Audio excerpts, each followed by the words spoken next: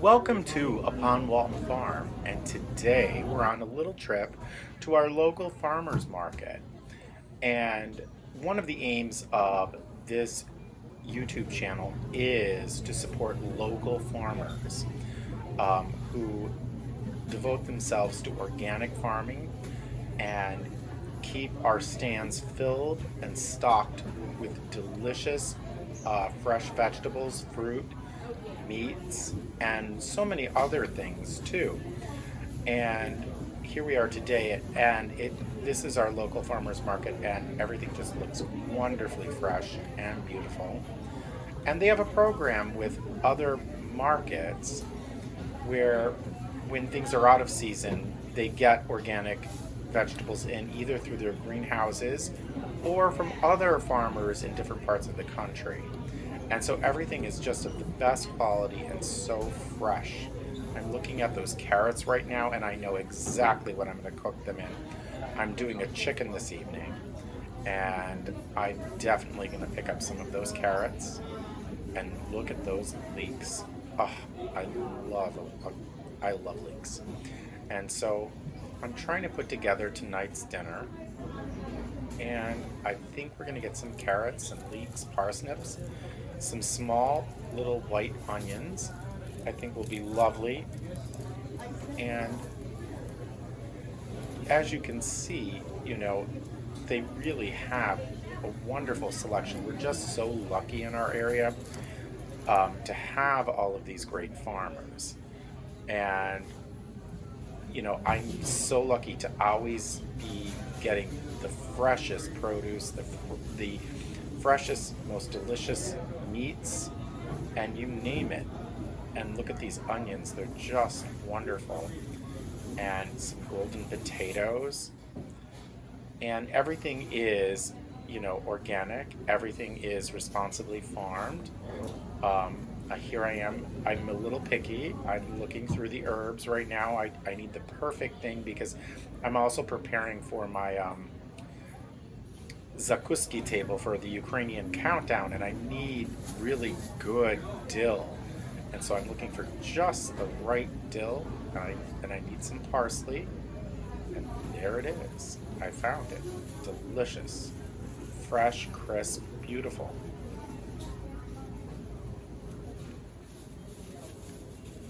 And another surprise is one of the things I love. There I am getting some leeks.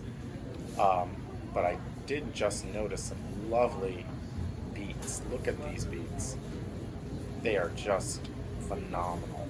I love roasted beets. One of my favorite, easiest things to do is take the beets and simply roast them in tin foil in about a 375-degree oven for about, I'd say, 45 minutes to an hour until they're done, and then just let them cool inside the tinfoil, and the skin will just peel off in your hand. So easy to do, wonderful. And now I'm getting in line. Here is the poultry counter, and all of this poultry, they always have a great selection of chickens, turkeys, also butchered items, and sausages. Just a wonderful selection.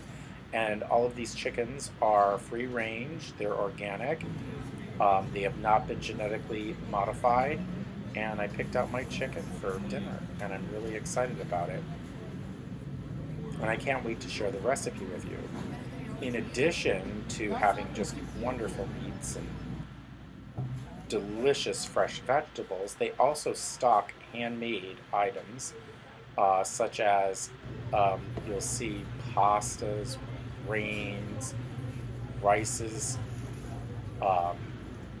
you name it. I am just so lucky to have this market near my home. I am so grateful, and I'll be sharing a lot of their products with you in cooking. Just wonderful, wonderful produce, pasta, grains, meats. It's really a blessing to live near this and be able to have access to these delicious foodstuffs all the time. Welcome to Upon Walton Farm, and you just saw me earlier this afternoon at the wonderful Amish farmers market in my area where everything is organic, everything is free range, and I got the most gorgeous chicken and beautiful vegetables. And before I start putting the chicken in, I want to show you, they're all the things I picked out: parsnips, celery, onions, beautiful carrots, and some potatoes. And this is such a simple meal. It all goes in, I cover it, and an hour and a half later, I have a gorgeous roast chicken and everything to go with it. Right now, the reason it's so dark, I am cooking in the middle of a storm. We lost power and we have a tornado warning. So hopefully we won't need to run to the basement. The one great thing about having a gas operated aga, as long as you don't lose gas, if you lose your electric, whatever, the aga is still working and at least we can eat. And we're doing this by candlelight and some flashlights. So bear with me. So I have my vegetables in here. I put about, I would say there's about 6 small carrots, 3 medium parsnips, a leek cut in half, thoroughly washed. And then the potato was so big, 1 large potato, and I found these wonderful small onions that I thought would look beautiful. I did put a Bouquet Garni in, and this is just a bay leaf with thyme and parsley tied together with celery. I cut it in half so that the chicken sits on it and so the chicken doesn't stew in its own juices, because if the chicken rests above the size of the pan, it will eventually brown, and you're going to have such a moist chicken this way because you can use water, which I'm going to show you, or you can use vegetable stock. And you could use vegetable stock, absolutely. I'm using chicken stock that I had left over, which is really, really good. It was from when I made a roast chicken probably about a week ago, and so I'm reusing it. So I'm just cutting my potato into quarters right now, and I'm just scattering them around. And potatoes done this way, it soaks up all the delicious flavor of the chicken. And the potato was so big. They had beautiful golden potatoes.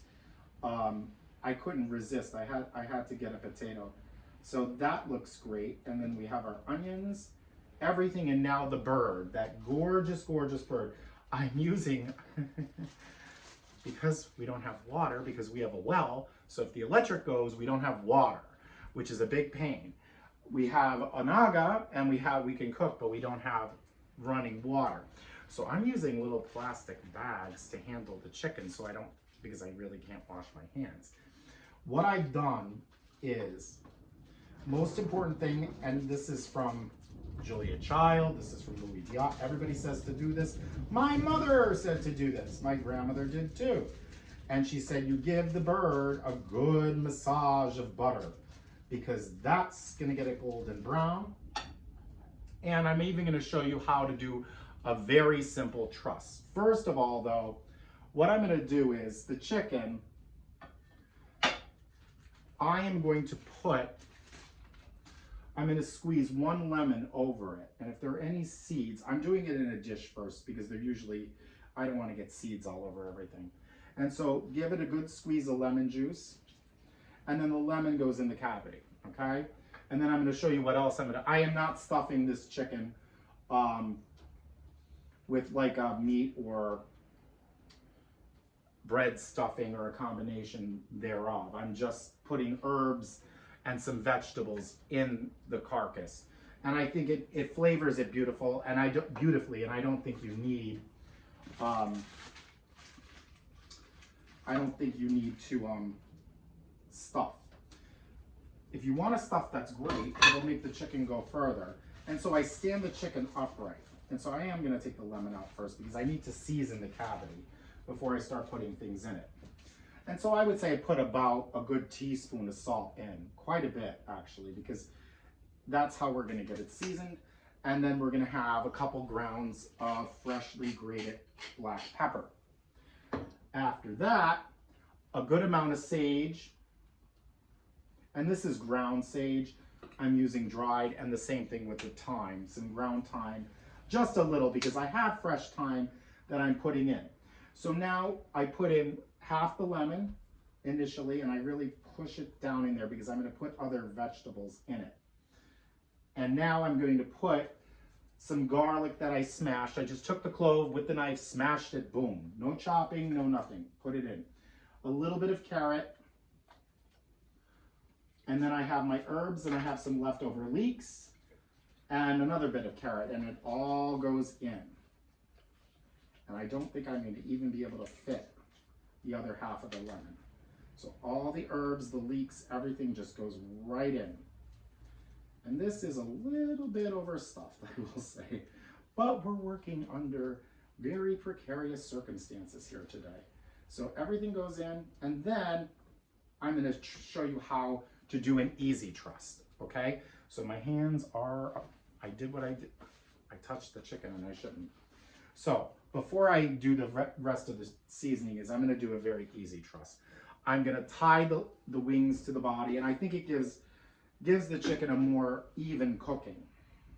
So just take some kitchen twine, go under the bird,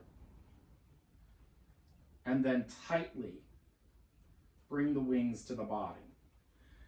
This also makes it very easy to cut off later. And so you want it to be fairly tight. And we're going to, with the legs, I'm going to show you what we're going to do. I'm hoping I can only do it with one knot. And then I have my scissors. Legs, I'm going to come around from the bottom. You really should come from the wing end through. So what I'm doing is instead of piercing the bird, I don't like to do that actually. That is the traditional way where you take a trussing needle and you go through the bird. I really don't like to do that. I really feel, and so what I've done is I've gone through the first tie, and I take the string, I go underneath the legs, and I wrap it around the leg, like this. And then I bring it together, and you see how tight I get it?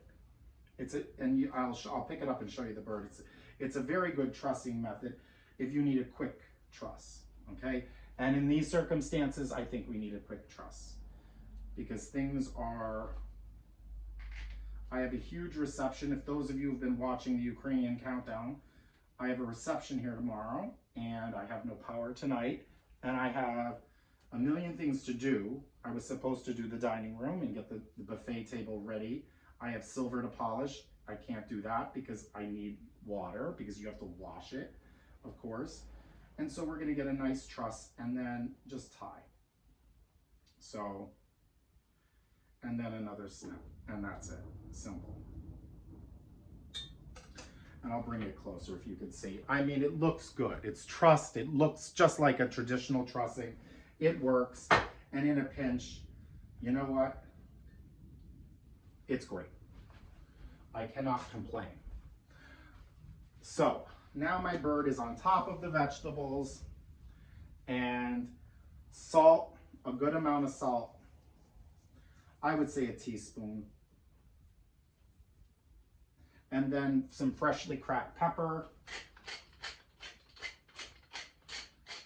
And here again, dry herbs. I like a lot of sage. And then some thyme. Oh, the other herb, I had a lot of leftover rosemary.